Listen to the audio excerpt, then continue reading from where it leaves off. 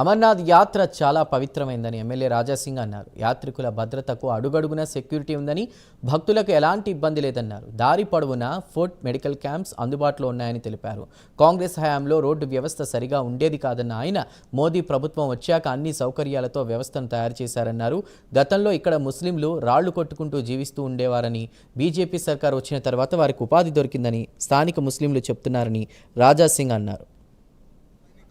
అమర్నాథ్ యాత్ర దాదాపు 150 సంవత్సరాల నుంచి ఒక పవిత్రమైన యాత్ర అమర్నాథ్ యాత్ర నడుస్తుంది. ఈ యాత్ర సక్సెస్ఫుల్ గురించి చాలా వరకు మన దేశ ఆర్మీ సైనికులు ప్రతి ఒక్క 10 అడుగులకి సైనికులు యాత్రికులకి ఒక సేఫ్టీగా మన భారతీయ సైనికులు మంచి వ్యవస్థ చేస్తారు. అది కాకుండా ఎన్నో ఆర్గనైజేషన్లు వాళ్ళు యాత్రులకి ఎట్లాంటి కూడా ఏదైనా ఇబ్బంది రాకూడదని భోజన వ్యవస్థ చేస్తారు, టిఫిన్ వ్యవస్థ చేస్తారు. ఎట్లాంటి కూడా యాత్రులకి ఇబ్బంది కాకుండా అన్ని వ్యవస్థ ఈ యాత్రలో ఉంటుంది. ఈ పహల్గాం నుంచి ఒక యాత్ర నడుస్తుంది, అదేవిధంగా బాల్తాల్ నుంచి ఇంకొక యాత్ర నడుస్తుంది. ఈ 2 మార్గం నుంచి అమర్నాథ్ గుహ వరకు భక్తులు దర్శనం గురించి వెళ్తారు.